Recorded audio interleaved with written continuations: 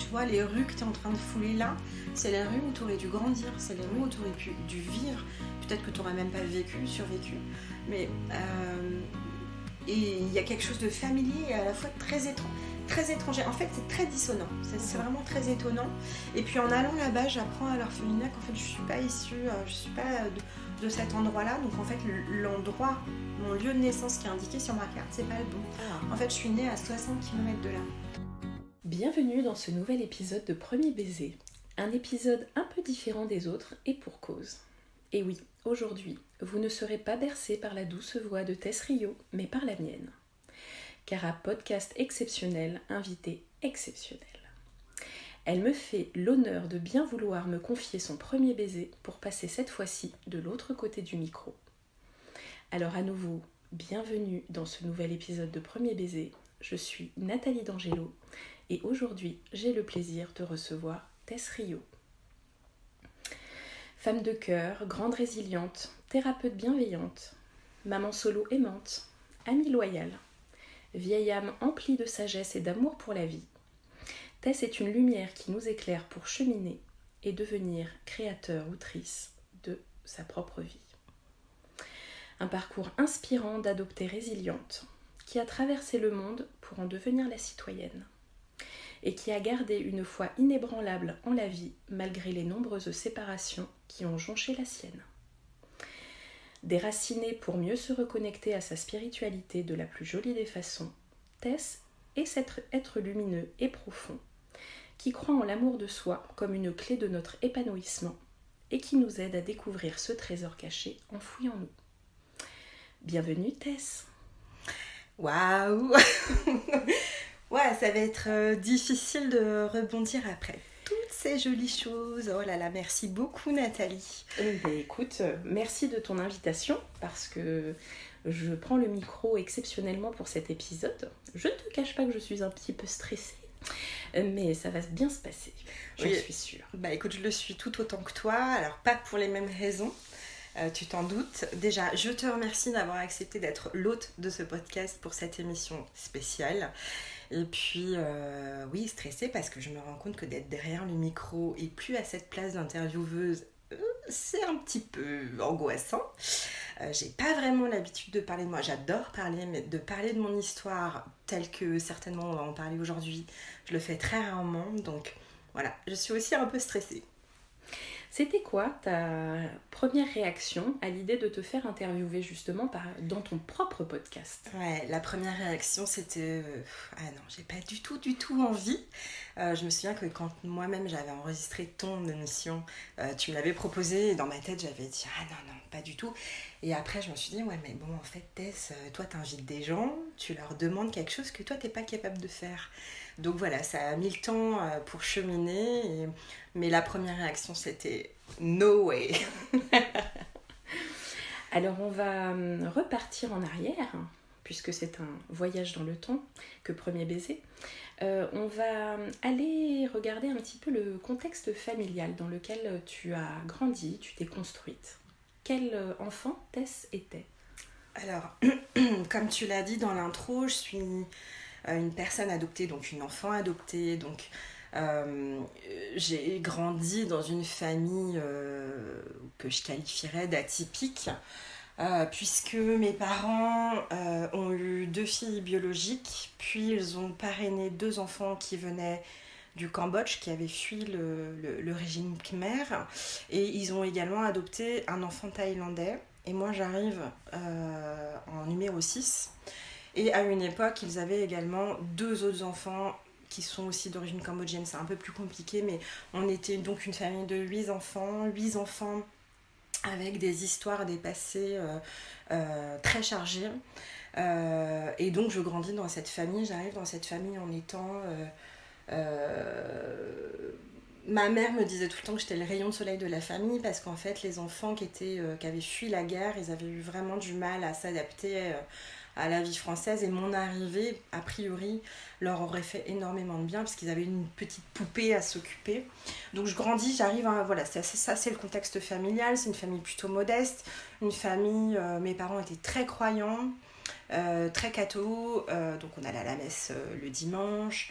Donc une éducation vraiment avec au cœur la religion, donc vraiment bercée par le bien et le mal, il faut pas faire ci, il faut pas faire ça, beaucoup de dictates, ouais, de dogmes liés à la religion, une éducation très à cheval sur des principes. Et en même temps, une énorme liberté. C'est-à-dire, j'ai grandi à la campagne, on avait un cadre qui était très carré. Et dans ce cadre, on avait une énorme liberté d'être, peut-être pas trop, en tout cas de faire. Moi, je me souviens que les mercredis, on partait en début d'après-midi. Nos parents ne savaient pas du tout où on était. On savait juste qu'on devait revenir à telle heure et on était là à telle heure pour le repas. Donc, assez dissonant parce que à la fois une grande liberté et en même temps un cadre très rigide. Et l'adolescente que tu était plutôt dans quel état d'esprit, dans quelle valeur? Est-ce que du coup elle a incarné pleinement ses dictates comme tu disais, ou est-ce qu'elle était plutôt dans la rébellion? Comment tu étais? Moi j'étais une grande rebelle. J'étais une grande rebelle, très en colère, parce que évidemment quand on est une personne adoptée, je dis évidemment parce qu'il y a des grandes lignes qui se retrouvent chez les personnes adoptées. Donc l'adolescence, on est plutôt dans la crise d'identité, savoir qui on est, on comprend pas trop, on se détache des parents, c'est une étape qui est importante. Moi j'avais déjà d'énormes blessures qui n'étaient pas du tout pensées. J'avais vécu une énorme blessure aussi enfant parce que j'ai vécu la perte de mes 2 petits frères qui sont repartis vivre en fait dans leur famille biologique à eux. C'est un événement en fait qui a été un non-événement dans notre vie, donc on en a pas, en tout cas dans la mienne, on n'en discutait pas, etc. Et pour moi c'était un gros traumatisme. Donc beaucoup de colère de voir que dans cette famille où on adoptait plein d'enfants, il y en avait 2 qui pouvaient être renvoyés du jour au lendemain, en se disant peut-être qu'inconsciemment, peut-être je serai la prochaine. Voilà. On savait qu'il y avait des statuts un peu différents. Et rebelle parce que j'avais énormément besoin d'amour.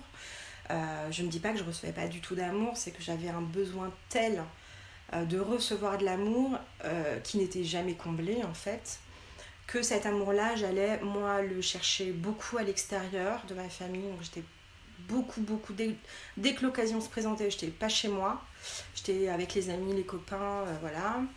Et ce cadre-là, ce côté autoritaire, ça va avec un peu la blessure d'abandon, hein. Je rejetais moi ce cadre autoritaire qui était très très compliqué à assimiler, à comprendre et à adopter. Et puis j'avais le sentiment de ne pas être dans le bon nid. Donc je cherchais des nids à l'extérieur de chez moi. Alors justement, en parlant de chercher un nid à l'extérieur et de ce besoin de rechercher l'amour à l'extérieur, comment s'est déroulé ton premier baiser? Raconte-nous.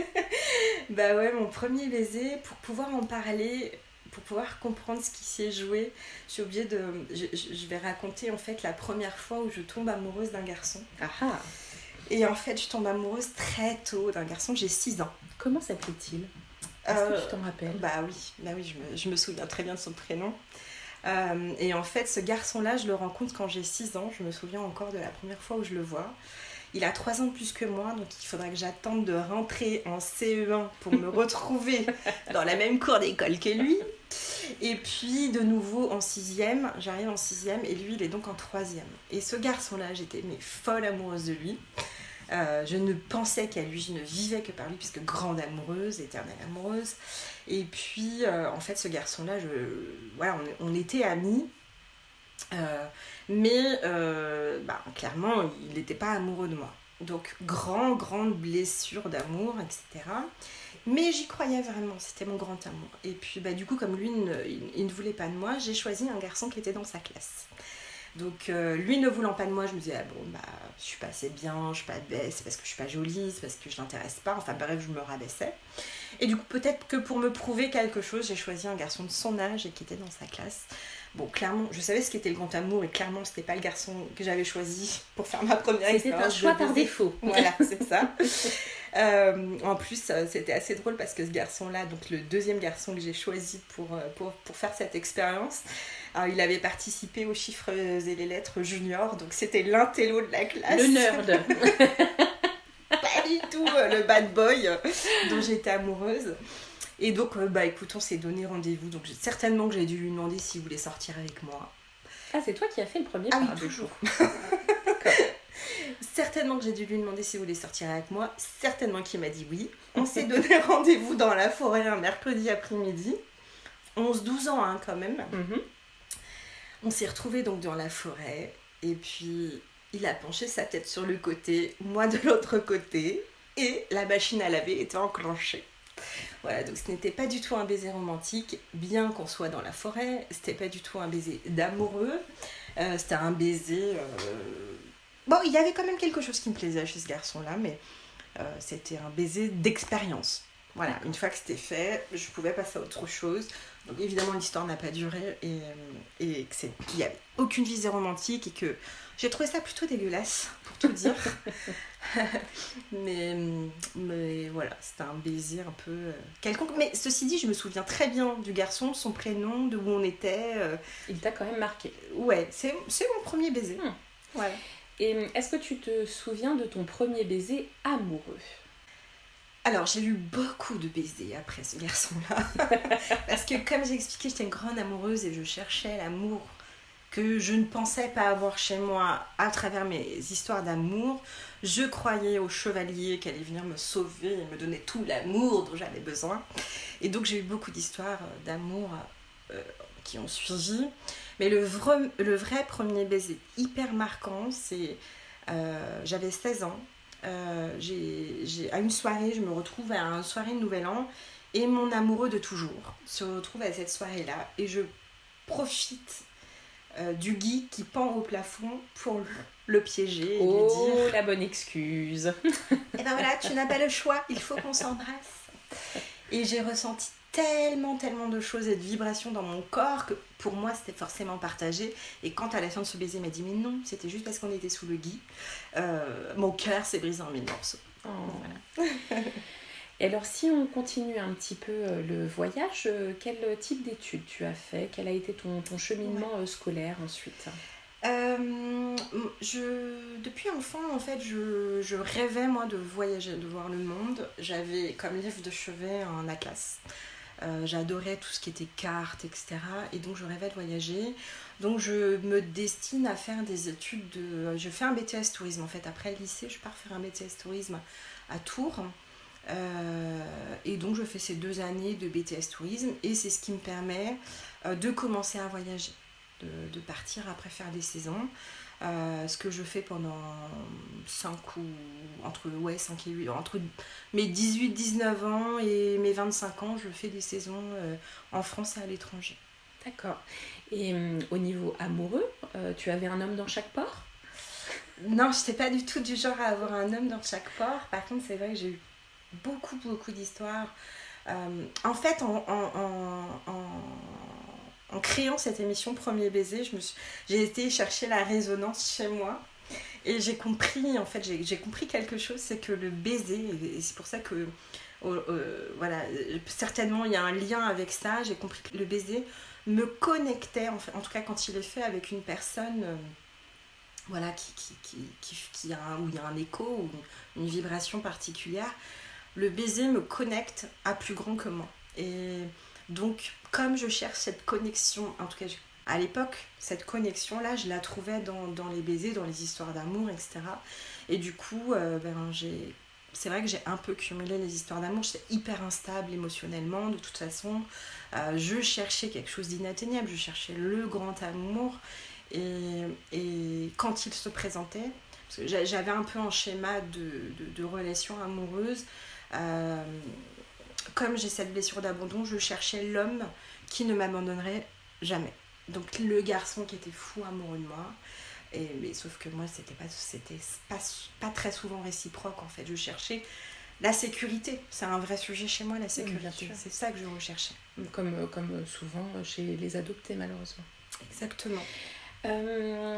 Je le disais en préambule, tu es une maman solo. Comment s'est passée la rencontre avec le papa de ta fille ? Eh bien, oui, la rencontre avec le papa de ma fille, c'est pareil. À l'époque, je travaillais en hôtellerie, donc j'avais fini de faire les saisons, j'avais envie de stabilité, j'avais envie de construire. Parce que tu parlais des séparations récurrentes dans ma vie, des grandes séparations. J'avais choisi, malgré moi, un métier de séparation. C'est-à-dire que je travaillais en club de vacances, je me liais avec des gens pendant une semaine, voire 15 jours, des fois très forts.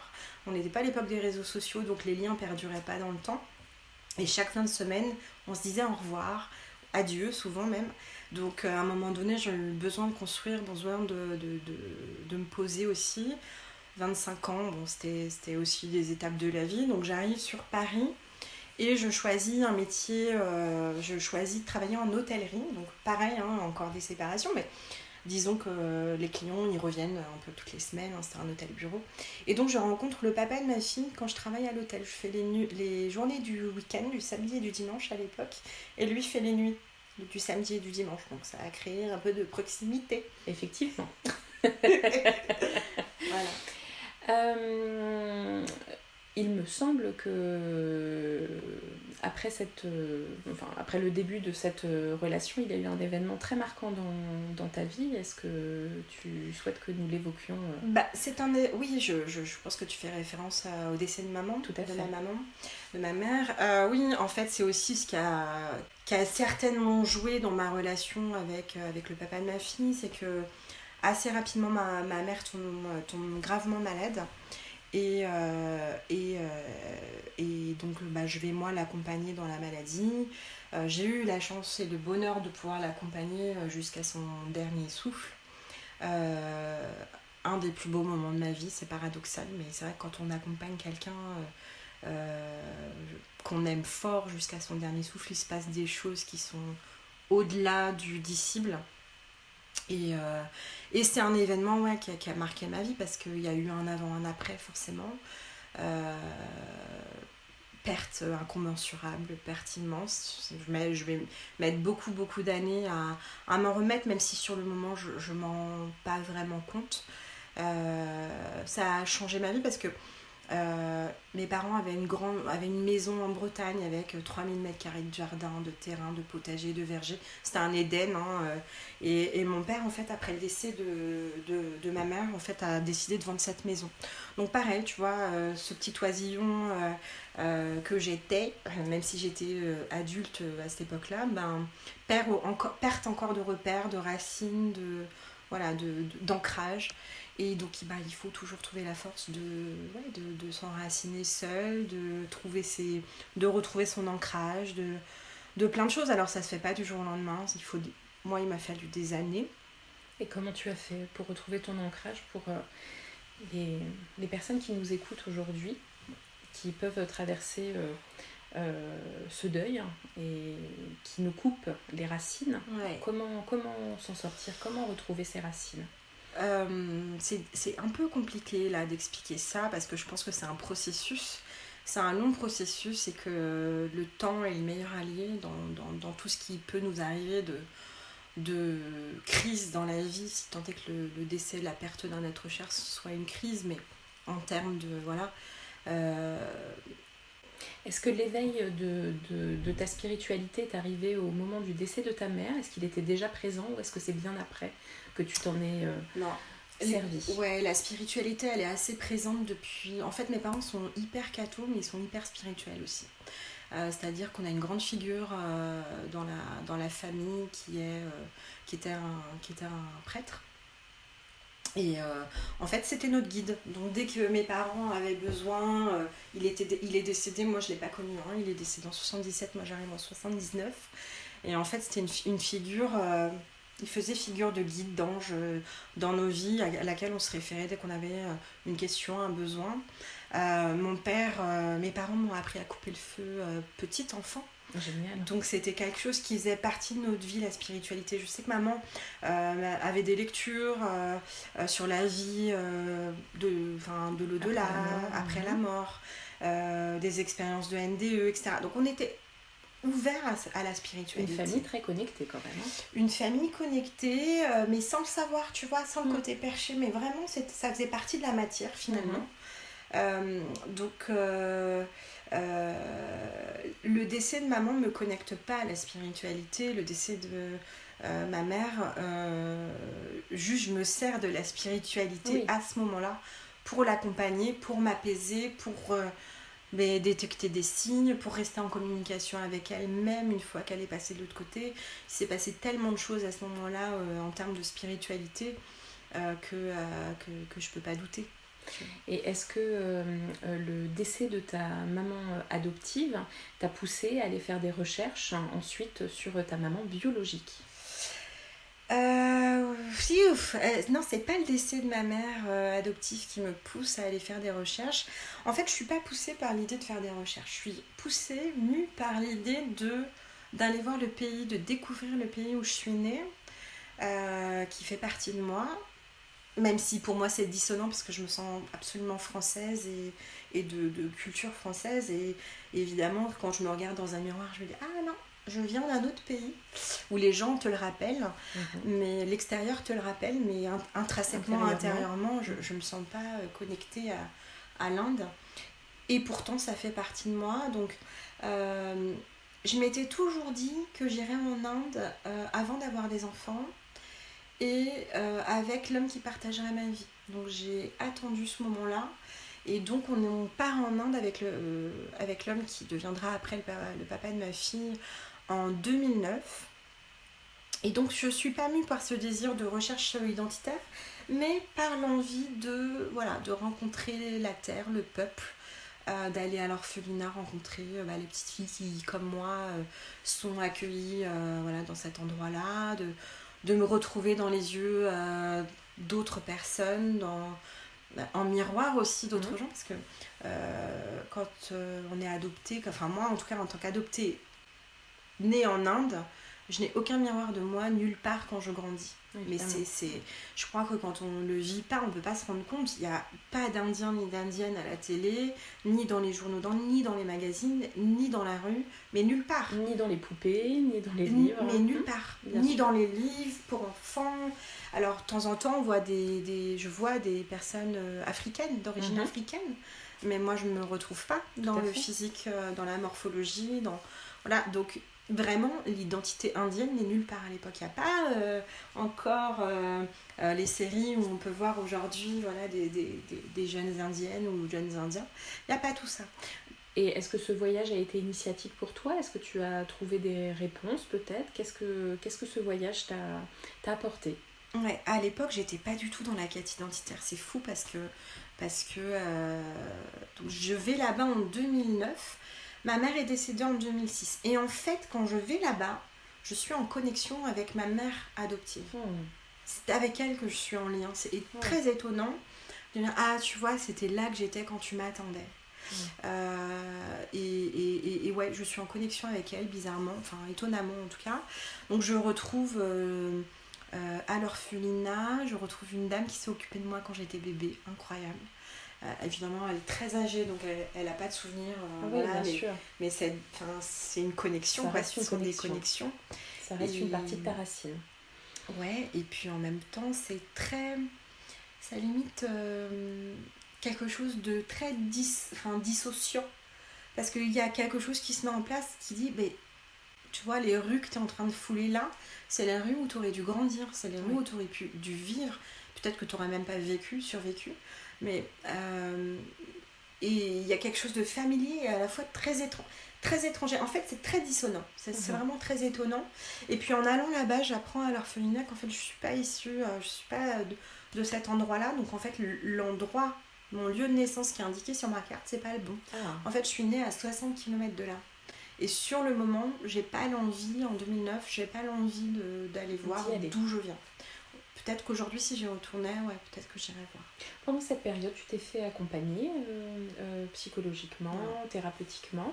Pas du tout. Je ne suis pas du tout suivie à cette époque-là. Alors du coup, est-ce que tu peux nous expliquer le bond entre le tourisme et la thérapie en tant que toi, énergéticienne? Et ben en fait, le pont se fait avec l'arrivée de ma fille.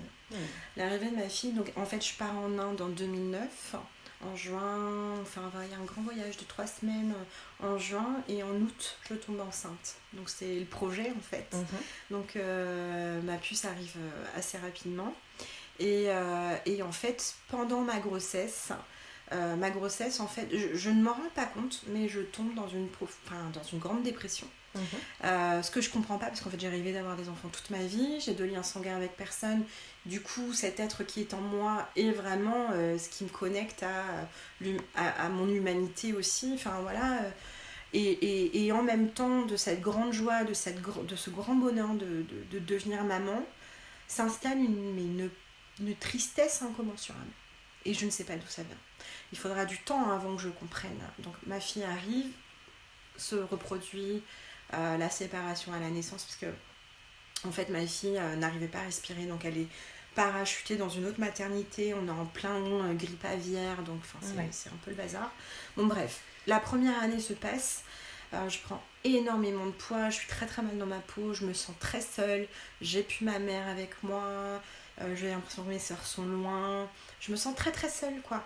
Et ma fille ne fait que pleurer quand je la pose. Moi, j'ai pas encore le recul pour comprendre qu'en fait, elle souffre aussi de cette blessure d'abandon, et qu'elle a peur que je la laisse, en fait. Donc, cette première année, je la vis un peu très à l'intérieur de moi, sans pouvoir vraiment expliquer que je vais pas bien, parce qu'en fait, faut savoir qu'en 2010, on parlait pas du postpartum, on parlait pas de... Enfin, moi, j'étais pas du tout, en tout cas, consciente qu'il pouvait se rejouer des choses à ce niveau-là pendant la grossesse.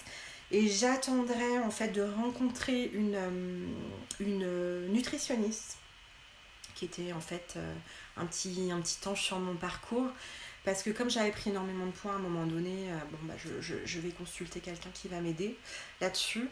Et en fait, c'est elle la première qui m'explique que pendant une grossesse, il se rejoue des choses en transgénérationnel, que certainement j'ai revécu des choses de la grossesse de ma mère, qu'au niveau cellulaire il se passe des choses, enfin c'est la première fois que j'entends ce vocabulaire là, et elle me conseille d'aller consulter une thérapeute qu'elle connaît, etc.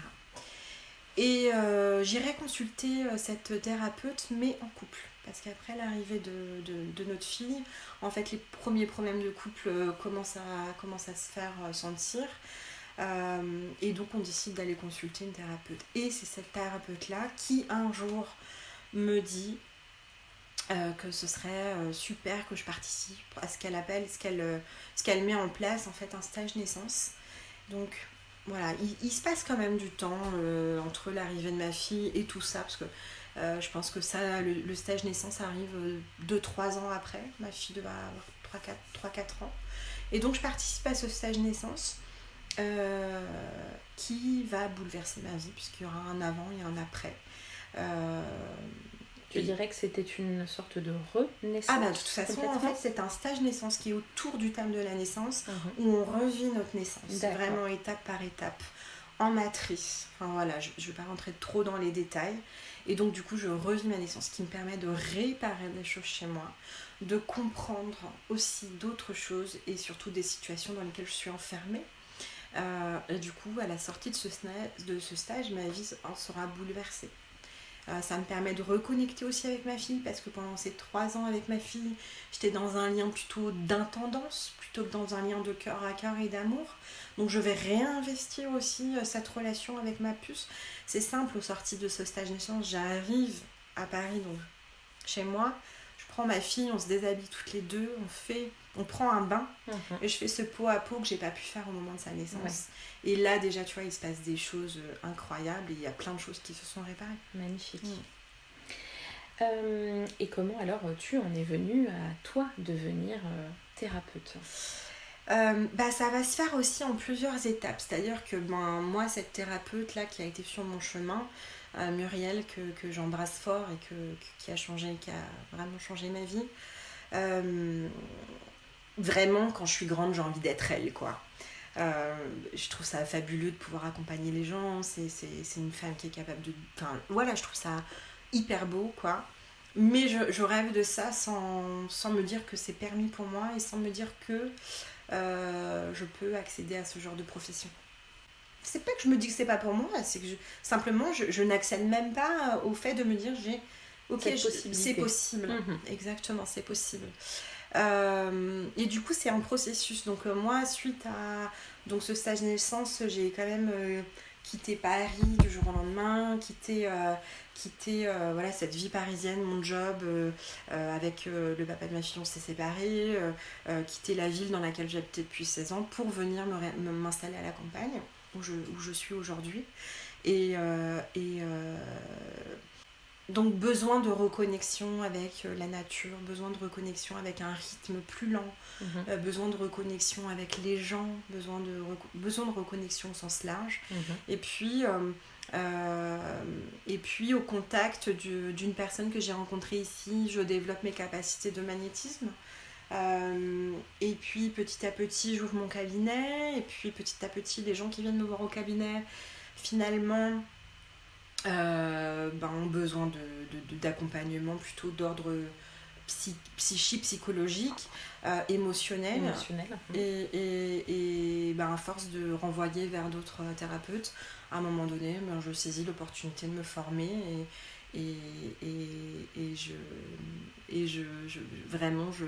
j'y vais à fond parce que c'est vraiment en fait ce que j'ai envie de faire au plus profond de moi depuis très longtemps. Alors, est-ce que tu peux nous expliquer en quoi consiste ton métier et tes accompagnements ? Alors, mes accompagnements, en fait, j'ai un spectre assez large sur les accompagnements, c'est-à-dire que les gens que j'accompagne peuvent venir me voir pour tout un tas de problématiques diverses, même au niveau, ça peut être des symptômes, ça peut être vraiment au niveau des symptômes, c'est très large. Personnes qui viennent me voir pour vaginisme, pour candidose, pour arrêter de fumer, pour compulsion alimentaire, pour vraiment plein de choses, ou d'ordre émotionnel, vraiment parce qu'ils sont conscients qu'ils ont des blessures, des mécanismes qui les desservent aujourd'hui et qu'ils ont envie de se libérer et de se départir de tout ce qui les plombe, qui ont des blocages. Voilà, et du coup, ensemble, on va faire un travail je vais le dire comme ça parce que voilà, c'est pour résumer, apprendre à s'aimer. Apprendre à s'aimer, c'est au cœur des accompagnements. Et aujourd'hui, tu te sens en paix par rapport à tout ce qui s'est passé dans ta vie, tu te sens en joie d'être dans la vie qui est la tienne. Est-ce que il y a un objet symbolique qui représenterait la joie selon toi et pourquoi ? Est-ce que tu peux nous expliquer ? Ouais, mon objet symbolique, j'avais presque oublié. Et en fait, mon objet symbolique, c'est la guitare qui est dans mon salon. Alors la guitare, j'ai essayé d'en jouer pendant un moment, mais en fait, ça demande énormément de temps que je n'ai pas, en tout cas en priorité pour ça actuellement. Du coup, elle sert aux potes quand ils viennent à la maison pour on fait des bœufs, on chante. Et donc on va dire que c'est plutôt la chanson, la musique au sens large. Pourquoi ? Parce que j'adore chanter. Je trouve que c'est vraiment un moment, quand on chante, c'est vraiment symbolique de la joie. C'est joyeux. En plus, j'ai la chance d'avoir ma petite fille qui est une super chanteuse. Donc là, on passe de plus en plus de moments à chanter. C'est un moment de connexion, c'est un moment de lien, c'est un moment de partage, c'est un moment de connivence. C'est un moment où on est au moment présent. Il n'y a plus rien qui existe d'autre que le moment présent et de mettre de la joie et de faire la fête, quoi. Voilà pourquoi ce serait mon objet symbolique. Donc on a beaucoup parlé de ton histoire, de ton passé.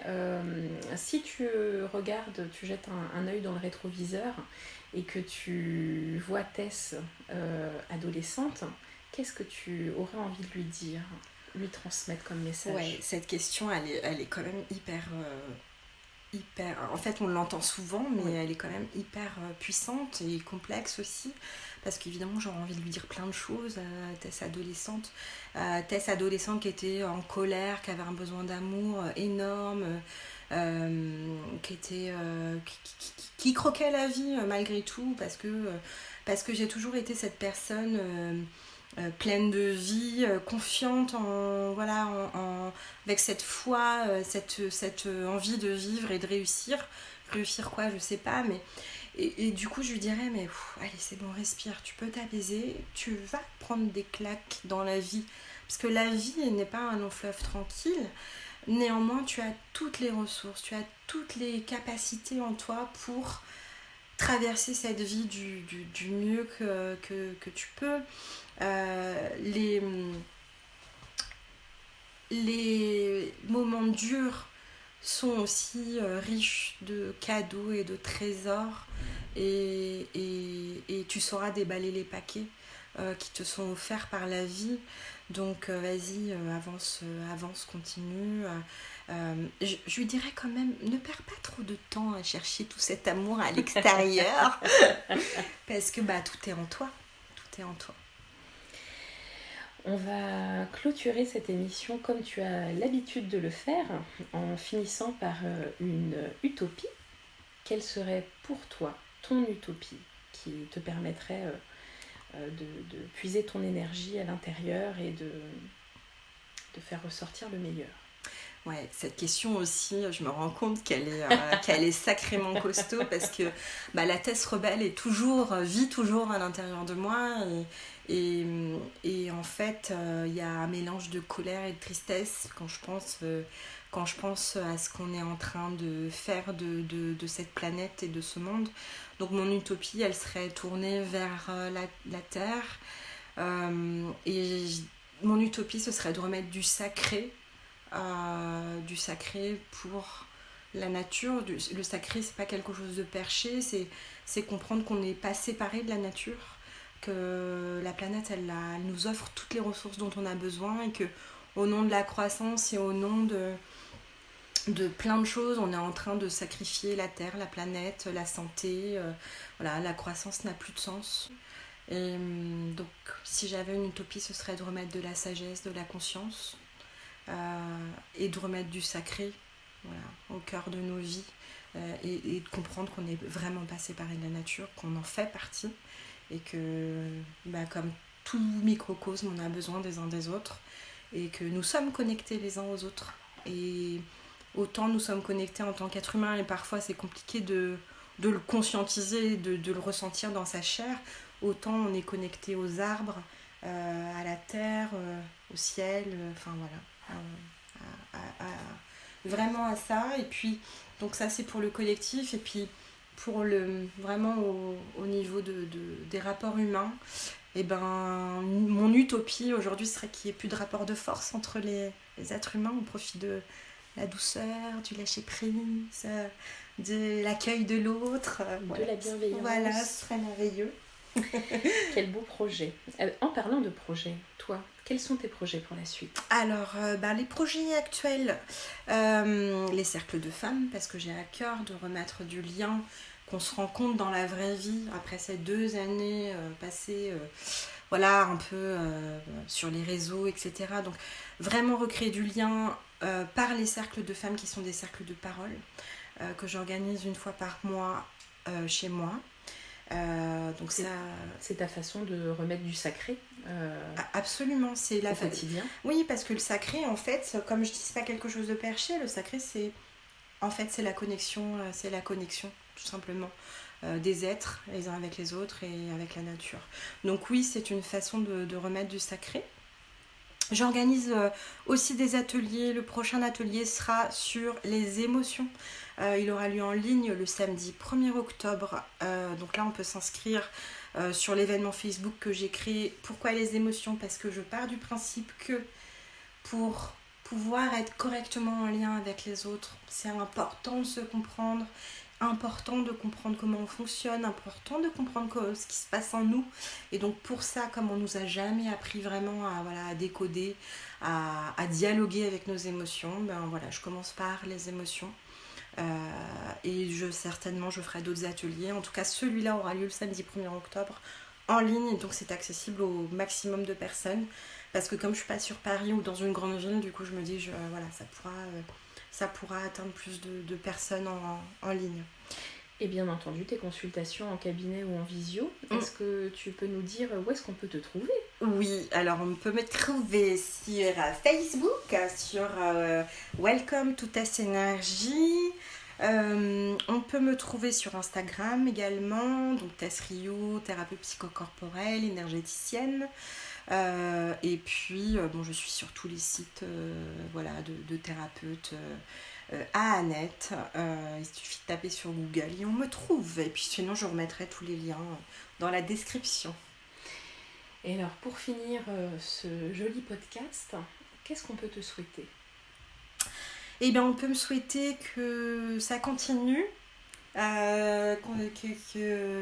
ça continue, qu'il y ait beaucoup de connexions, de vibrations, de liens avec les gens, de partage, de moments comme ça, hors du temps, qui devraient faire partie intégrante de la vie en fait. Il est temps de dire au revoir à nos auditeurs, auditrices, et de dire au revoir à Tess Rio. Et ouais. Merci Nat, merci aux gens qui écouteront ce podcast. Et puis on se retrouve en tout cas au prochain cercle de femmes. Au prochain cercle de femmes, sur les ondes d'ailleurs, ou à la maison, ou en ligne. Merci Tess. Merci Nat. Je ne pouvais pas résister à l'envie de terminer l'émission par un morceau de guitare joué et chanté par mon ami Cyril, habitué des bœufs dans mon salon. Alors je vous quitte avec ce petit bonus et je vous dis à bientôt.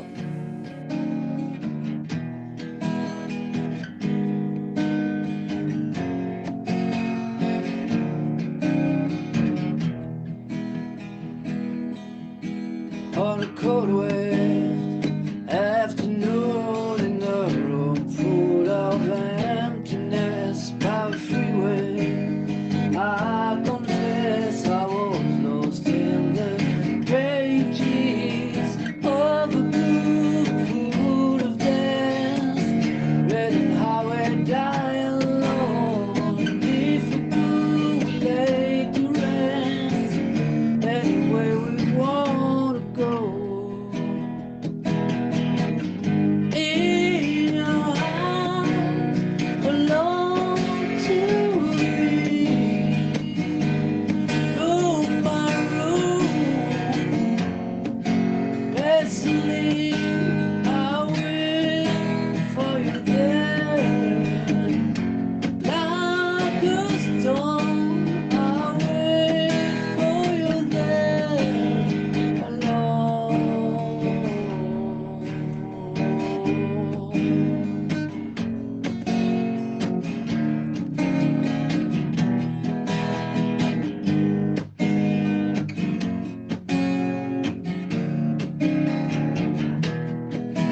On my deathbed, I will pray to the gods and the angels like a big on.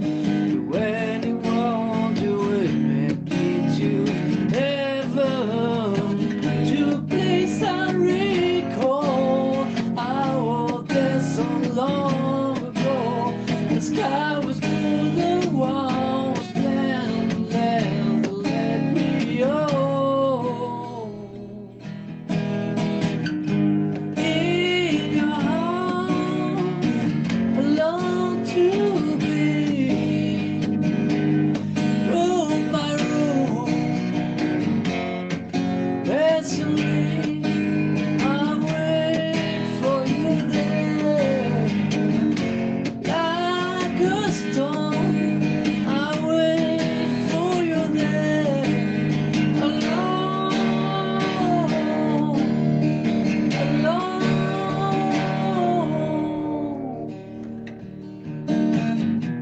But on I read, till the day was gone, and I saw in regret of all the things I've done, for all that I've blessing, and all I'm wrong, and keep the team I